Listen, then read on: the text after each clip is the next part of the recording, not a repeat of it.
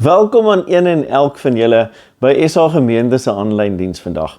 Die nommer 1 netwerk vir jou lewe waarin ons aan mekaar en aan God verbind word.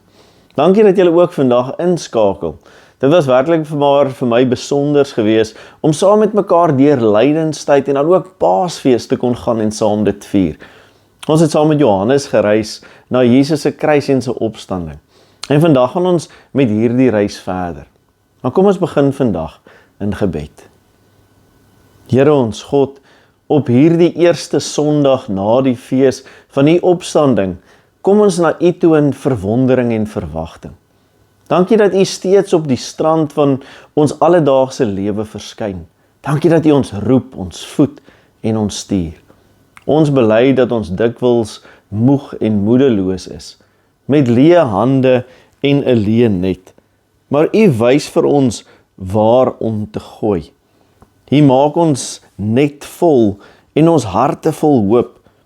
Maak ons vandag bewus van U teenwoordigheid en herinner ons daaraan dat U gemeente die nommer 1 netwerk is waarin mense opgevang word, waarin U ons nader trek, waarin ons getroos word en gestuur word.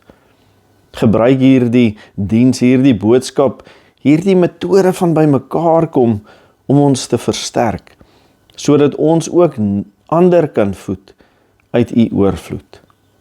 Here, ons bid dit, nie omdat ons het verdien nie, maar alleen in Jesus Christus naam, ons Here en ons Verlosser.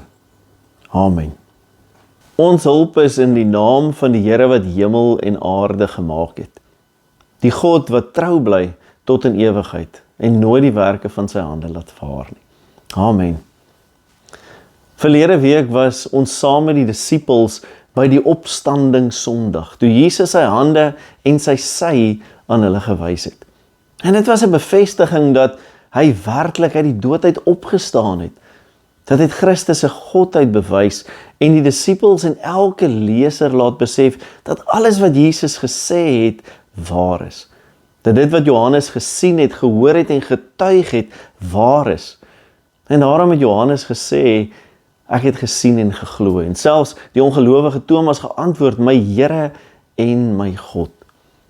Dit is 'n hoogtepunt van Johannes se evangelie. Johannes het hierdie betroubare getuienis geskryf, sodat jy en ek tot dieselfde gevolgtrekking kan kom en dieselfde geloof kan bely. Die verhaal word dan afgesluit met die laaste woorde van Johannes in hoofstuk 20 vers 30 tot 31.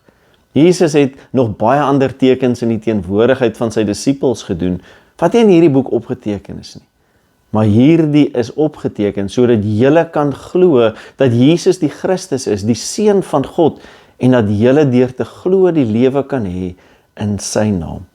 Ons sou maklik kon sê, the end, want dit is 'n afgeronde einde, en dis asof ons by ons bestemming aangekom het, en die verhaal voltooi is eindpunt en klaar. Maar dan is daar hoofstuk 21. Die afsluiting van hoofstuk 20 is so duidelik dat mense wil vra, maar hoekom nog 'n hoofstuk? Geleerdes het al gespekuleer oor wie hoofstuk 21 geskryf het en hoe dit deel is van Johannes.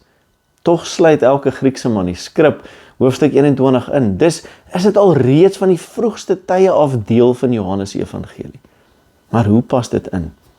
Die antwoord is dat Johannes 21 'n epiloog bied, wat die proloog van Johannes 1 in balans bring en al die los draadjies by mekaar vasmaak, om die disippels en die kerk rigting te gee vir die toekoms. Johannes se proloog verbind die goeie nuus aan die begin van die skepping en aan God se ewigheid, en sy epiloog wys vorentoe na die voortdurende werk van Jesus deur die kerk. God wat in die begin alles gemaak het in ruimte en tyd ingetree, gelei, gesterf, opgestaan, sy volk se sondes verlos, sy gees gegee en sy volgelinge gestuur na die wêreld waar hulle leef, afhanklik van sy genade, Jesus se verlossing en die krag van die gees. Alle goeie stories eindig eintlik op hierdie manier. Die klimaks van Lord of the Ring is die terugkeer van die ring na die vuurkuil en die troonbestuiging van Aragorn. Maar J.R. Tolkien se epiloog bring die nodige bevrediging deur na die karakter se lewens te wys na hierdie hoogtepunt. So ook in C.S. Lewis se Narnia, nadat Aslan die dooies opgewek het en die laaste oordeel voltrek is, reis ons saam met die karakters verder op en verder in, sodat ons 'n kykie kry in die toekoms van hulle. Johannes bied 'n soortgelyke slot in die evangelie. God se goeie nuus kulmineer in die dood van die dood, deur Christus se opstanding. En nou leef ons die gevolge van Jesus se oorwinning uit. In Johannes 21 begin daardie proses. Kom ons gaan lees dan nou saam uit Johannes 21 vanaf verse 1 tot 14. Daarna het Jesus weer aan sy disippels verskyn by die see van Tiberias. Dit het so gebeur. Simon Petrus en Thomas, wat ook Didymus genoem is, Nathanael van Kana in Galilea, die seun van Zebedeus, en nog 2 ander disippels was daar saam. Simon Petrus sê toe vir hulle, ek gaan vis vang. Ons gaan ook saam met jou, sê hulle vir hom.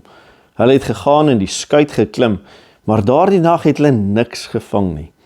Toe dit al lig was, het Jesus daar op die strand gestaan, maar die disippels het nie geweet dat dit hy is nie. Jesus vra toe vir hulle, mense, het julle nie iets gevang om te eet nie? Nee, antwoord hulle hom. Hy sê toe vir hulle, gooi die net aan die regterkant van die skuit uit, dan sal julle iets kry. Hulle het die net toe daar uitgegooi en vanweë die groot klomp vis kon hulle hom nie weer intrek nie. Die disipel vir wie Jesus baie lief was, sê toe vir Petrus, dit is die Here. Toe Simon Petrus hoor dat dit die Here is, het hy sy hemp aangetrek, want sy bolui was kaal, en in die water gespring. Hy was nie ver van die land af nie, net omtrent 100 tree. Die ander disippels het met die skuitjie gekom, en die net met die visse gesleep. Toe hulle aan land kom, sien hulle 'n vuur brand, en 'n stuk vis daarop lê. Daar was brood ook. Jesus sê toe vir hulle, bring van die vis wat julle nou gevang het. Simon Petrus het toe in die skuit geklim en die net op die land getrek. Dit was vol groot visse, 153. En alhoewel daar so baie was, het die net nie geskeur nie. Toe sê Jesus vir hulle, kom eet. Een van die disippels het so ver gekom om vir hom te vra, wie is u nie? Hulle het geweet dat dit die Here is. Jesus kom toe, neem die brood en gee dit vir hulle, en net so ook die vis. Dit was al die 3de keer dat Jesus aan sy disippels verskyn het, nadat hy uit die dood uit opgewek is. Vandag is die eerste Sondag na Paasfees, en die lewe gaan maar weer sy doodnormale gang. Paasfees is agter die rug, die vakansie is op 'n einde, en alles is weer terug na normaal. Tydens Paasfees het ek en jy opnuut onder die indruk gekom van die wonder van Christus se opstanding en sy oorwinning oor die dood. Maar wat, behalwe die historiese Paasfeite, bly oor van jou en my Paasbelewenis? Waar was jy op Goeie Vrydag en Paassondag? Waar was jy toe Jesus aan die kruis vir jou gesterf het? Waar was jy toe die graf oop en leeg gestaan het? Waar was jy die eerste keer toe jy besef het wat die opgestane Here vir jou gedoen het? Daar is mense wat 'n duidelike antwoord vandag hierop kan gee, maar as ek en jy eerlik moet wees, sal meeste van ons soms mooi moet dink en moontlik moet erken, daar is min van Paasfees wat oorbly. Min van ons belewennisse tydens Paasfees wat gestalte kry in ons gewone alledaagse lewe. En dit was ook die geval met die disippels. Vir die disippels is Paasfees verby. Dit is redelik eenvoudig. Die disippels is nie heeltemal seker wat om nou te doen nie. Nou dat Christus uit die dood uit opgestaan het, wat nou? Maar die engel het vir hulle gesê, gaan terug na Galilea toe. So hulle keer terug soontoe en begin met hulle eerste prioriteit, oorlewing. Hulle moet werk om te kan eet. Dis weektyd en werktyd. Dis hulle doen wat hulle ken. Hulle is terug by die viswaters. Die disippels keer terug na die ou lewe voor die Paasgebeure. Maar wat het dan nou geword van die Here en sy opdrag aan hulle in hoofstuk 20 vers 21, waar hy gesê het, vrede vir julle, soos die Vader my gestuur het, stuur ek julle ook. Word hierdie opdrag so gou vergeet deur hulle, of vlug hulle dalk daarvan af weg? Die disippels sit met die brokstukke van hulle ervaring van die afgelope Paasfees. Hulle het Jesus verloon, hulle het hom verraai, hulle het hom verlaat. Hulle is onseker oor die toekoms, hulle voel bang, wanhoopig en ek dink selfs alleen. Maar dan sien ek en jy, te midde van hulle onsekerheid oor die toekoms, midde in hulle gewone alledaagse lewe, in die frustrasie van hulle vrugtelose fisiese arbeid, in die sieldonende roetine van nette ingooi en uittrek, met die net wat al swaarder word na die oggendse kant toe, word die disippels se hele lewe met eens opgevang en ingetrek by die Paasgebeure.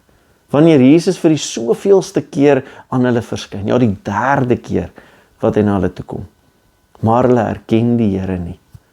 Hulle herken hom nie, want mense wat hom nie verwag in die gewone alledaagse lewe nie, herken hom moeilik. Dit laat hulle skaam kry. Niemand wou hom vra wie hy is nie. Dis die beskamende en ontoereikende van ons Paasgeloof. Die Here moet hom telkens weer en weer aan ons openbaar, 'n 2de keer, 'n 3de keer, elke Paasfees, selfs daarna telkens weer en weer. Mense, het julle nie iets gevang om te eet nie, vra hy vir hulle. Het julle nie iets vir my om te gee om te eet nie? Nee, Here, antwoord hulle hom in vers 5. Nee, Here. Kom dit van die monde van die disippels, kom dit deur die mond van die kerk, die gelowiges van eeue, ja, kerkrade en gemeentes wat sê, ons het nie brood vir die hongeres nie, ons het nie skuiling vir die dakloses nie woorde vir die stomgeslaanes nie, ons het nie hulp vir die hulpeloses of raad vir die radeloses nie. Ja, hier waar die stem van die Here vra en gehoor word, en die stem en noodkrete van die behoeftiges, bedroewendes, noodlydendes, staan ons baie maal met leë hande verleë, sonder raad, plan of hoop. Baie soos die disippels daardie oggend, 'n vrugtelose visvangs. Dan tree Jesus in die middel van hulle doen en late, midde in hulle lewe in, en hy voorsien in hulle gebrek. Hy aan wie alle mag in die hemel en die aarde gegee is, sê hulle moet die nette aan die ander kant, die regterkant uitgooi. En die vissers volg sy raad, dalk nog teen visvangreëls in. Ons weet nie hoekom hulle gehoorsaam aan hom was nie. Dalk het hulle gevoel, hulle het niks om te verloor nie. Dalk het hulle gedink, hy weet iets omdat hy by ander skuite gehoor het van waar daar vis is. Die feit bly, hulle het gehoor en was gehoorsaam. Gooi die net aan die regterkant uit. En wanneer hulle dit doen, vul die net so vinnig dat hulle dit skaars kan hanteer. Dit is oorvloedig. Nie as gevolg van hulle eie krag of strategie nie, maar omdat hulle sy woord vertrou het. Daar word in die disippels se nood en gebrek voorsien. Jesus maak hulle nette tot barstens toe vol, maar nie brekens toe nie. Hulle sleep 'n net vol visse, 153 land toe. 'n Net wat nie skeer nie, wat sterk genoeg is om al die vis van die wêreld te hou. 153 groot visse in die net bly heel. Is dit dalk 'n simboliese getal? Augustinus het dit verstaan as 'n triangulêre getal van 17 wat heelheid en volheid simboliseer. Daar was 153 volke in die antieke wêreld bekend. Dit wil dus voorkom asof die getal die simbool van die rykwyte van die disippels se opdrag was om die evangelie te gaan verkondig. Want die Here stuur hulle na die hele wêreld, soos Handelinge sê. En die net wat nie skeer nie, is dit 'n waarborg dat Christus se kerk heel behoue sal bly totdat hy weer kom waarskynlik. Dat hulle wat in hom glo behoue sal bly en verbonde sal bly in sy genade en verlossing. Want hierna word die disippels, soos Matteus sê, vissers van mense. Johannes erken hom en sê, dit is die Here. Petrus spring dan en hy swem strand se kant toe. En wanneer die disippels die net vol vis op die strand insleep, is die maaltyd egter reeds daar, oor genoeg brood en vis. Want dit is nie die disippels wat die Here voed met hulle arbeid nie. Nee, die Here voed hulle met die vrug van sy hande. Hy is altyd die Heer en die gasheer by elke Paasmaaltyd. En so word dit telkens weer Paasfees, midde in die gewone alledaagse lewe, in die roetine van ons gewone lewe en arbeid, wanneer die opgestane Here telkens weer in ons gebrek voorsien, wanneer hy ons voed, versorg, versterk, wanneer hy jou en my arbeid gebruik vir sy koninkryk, wanneer hy die pad wat voor lê gebruik tot sy eer. Dis die geheim van gevulde nette en gevulde hande, gevulde lewens en die sukses van ons arbeid in die koninkryk van God. Dit is die Here. Sukses is ons roeping, lê nie in ons menslike pogings nie, maar in gehoorsaamheid aan die stem van die opgestane Here. Die groot vangs kom nie uit jou en my eie kundigheid nie, maar uit gehoorsaamheid aan Christus se woord. Dis die Here wat op wonderbaarlike wyse vir ons voorsien, wanneer ons verleë met leë hande staan, wanneer ons raadop, moedeloos en verlore is. Ons leef so dikwels in die wanpersepsie dat ons vir onsself kan sorg, dat ons in eie krag die Here se opdrag kan uitvoer. Johannes maak dit duidelik. As die Here nie voorsien nie, is ons tot niks in staat nie. As die Here die huis nie bou nie, soos Psalm sê, bou die arbeiders daaraan te vergeefs. Tog kom die opdrag dan steeds, bring van die vis wat julle nou net gevang het. Hoekom? Daar is mos genoeg op die kole reeds. Waarom ons vis by sy vis insluit, hier waar hy tog alles gee? Omdat dit juis is wat die gemeente van die Here moet doen. Ons moet die visse, die vrug en die seën wat hy op ons arbeid gee, by sy gawe, sy verlossingswerk insluit. Die Here gee alles. Alles wat ons het en wat ons is, kom van hom af. Martin Luther sê, wat ons aan God gee, slegs wat ons reeds van hom ontvang het. Hy gee alles en vra dan terug wat aan hom behoort. Jesus sê dis vir jou en my, bring dit wat jy met jou werk bereik het na die tafel toe, na die maaltyd wat reeds voorberei is, waar hy reeds voorsien het. Aanvaar en vier saam die seën wat hy vir jou aan die kruis bewerk het. Elke keer as ek en jy die nagmaal vier, sê hy, kom eet, nooi hy jou en my om saam met ander gelowiges aan tafel te sit en gevoed te word, op die strand van belofte en gehoorsaamheid. Dit is 'n beeld van hoe God ons insluit by sy werk, al kom al die vrugte eintlik reeds van hom af. En so word God se werk en ons werk in sy naam saamgeweef in 'n maaltyd wat nie net ons voed nie, maar bedoel is om die kerk, sy netwerk en selfs die hele wêreld te voed. Dit is nie net 'n simboliese ete nie, dis 'n teken van genade, van verbinding met God en van sy voorsiening wat deur ons gedeel word aan die mense rondom ons. So word Paasfees elke dag voortgesit. Deur en in die roetine van jou en my alledaagse lewe, ons skynbaar te vergeefse pogings en arbeid.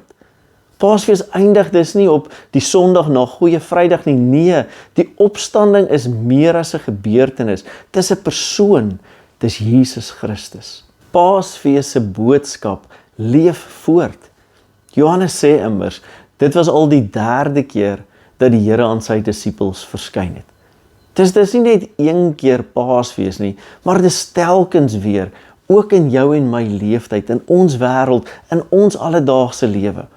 Elke keer wanneer die Here Jesus by wyse van Spreuke die plek aanwys waar daar vis te finde is. Elke keer wanneer die Here in ons gebrek voorsien, word Paasfees voortgesit. Beleef ons opnuut weer die wonder van Paasfees. Jesus Christus se kruisdood, opstanding en opdrag. Ja, Jesus verskyn weer, hy roep weer, hy voorsien weer en stuur weer. En so leef ons nie net met herinnering aan 'n leë graf nie, maar in die realiteit van 'n lewende Here, wat ons stuur met die net van sy genade en verlossing, om tot sy eer te gebruik. Ons is geroep om 'n netwerk van geloof te wees, met Christus as die een wat rigting gee, wat die vangs moontlik maak. Sonder hom bly ons net alleen net, maar met hom word ons 'n net wat werk, 'n netwerk, 'n draer van lewe en oorvloed tot eer van sy naam. Die netwerk van geloof het plek in beide die denker en die doener. Albei is nodig. Johannes sien en glo, Petrus spring in en doen, Maria sit en luister, Martha werskaf en bedien. Elkeen verskillend. En dit is verteenwoordiging van die kerk waarin ek en jy deel is. Ons netwerk het 'n verskeidenheid, verskillende gawes, temperamente, verskillende agtergronde, maar almal dieselfde fokus op dieselfde Here. Jesus nooi ons tot gemeenskap, tot rus, tot versterking.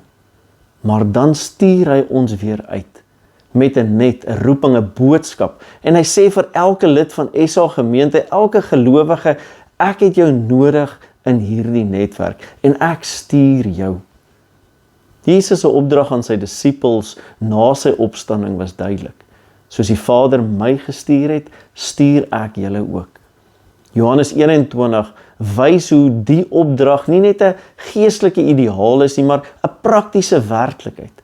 In die daaglikse roetine, die alledaagse werk, roep Jesus ons om te gaan gehoorsaam wees, om mense te vang in sy liefde en vergifnis. Want wie weet, jy is dalk die enigste Bybel wat sommige mense ooit sal lees. Johannes se 21ste hoofstuk is 'n intentionele redaksionele toevoeging tot die evangelie. Die goeie nuus van Jesus Christus om jou en my uit te nooi om die Paasverhaal verder te vertel in terme van ons eie ervarings vandag. As en soos die Here ons telkens weer in ons gewone alledaagse lewe, in ons diepste nood en ons moeilikste tye hom aan ons openbaar en dit opnuut weer Paasfees word. So God stuur jou om in gehoorsaamheid sy net uit te gooi, om sy netwerk uit te brei, om jou te verbind tot sy koninkryk, om jou netwerk aan hom te verbind, om Johannes 22 vir jou lewe te skryf. Amen. Here Jesus, U wat op die strand gewag het, wat vis voorberei het en ons genooi het om saam te eet. Dankie dat U ons roep. Dankie dat U ons werk insluit by U werk en dat U ons stuur met die brood in die hand. Gee dat ons as gemeente 'n betroubare netwerk sal wees, 'n net wat werk tot U eer, waar mense hoop en sin en liefde kan vind. Laat elke dag 'n voortsetting wees van Paasfees, waar ons gevoed deur U ander voed in U naam. Seën die werk van ons hande, Here, tot U eer, en bring daardeur lig in 'n donker wêreld, dat ander U kan sien. Stuur ons met geloof, met liefde en krag, deur U Gees aan ons gegee. In Jesus ons Redder, ons Verlosser en ons Here se naam bid ons dit alleen. Amen. Die Here wat jou roep, sal jou ook lei. Die Here wat jou voed, sal jou ook versorg. En die Here wat jou stuur, sal saam met jou gaan. Soos vis in 'n net, soos lig in die donker, soos brood wat lewe gee. Ontvang dan nou die seën van die Here en gaan in vrede. Die genade van ons Here Jesus Christus, die liefde van God die Vader en die gemeenskap van die Heilige Gees bly met julle almal. Amen. God voorsien vir ons en daarom is dit kosbaar dat ek en jy doelbewus tyd kan neem om daaroor na te dink. En dan ook te dink oor ons dankoffer wat ons aan hom en sy gemeente gee. Al die maniere wat jy finansiëel kan bydra, volg hierna op die skyfies. Maar indien jy betrokke wil raak met hand en mond en lewe, kom kerk toe en kom skakel verder in. Dankie dat jy vandag saam geluister het. En ek wil jou uitnooi, kom wees deel van God se netwerk. En kom beleef wat hy doen wanneer jy hom en sy kerk die nommer 1 netwerk vir jou lewe maak. Sien jou volgende keer by die erediens. Tot volgende keer, totsiens.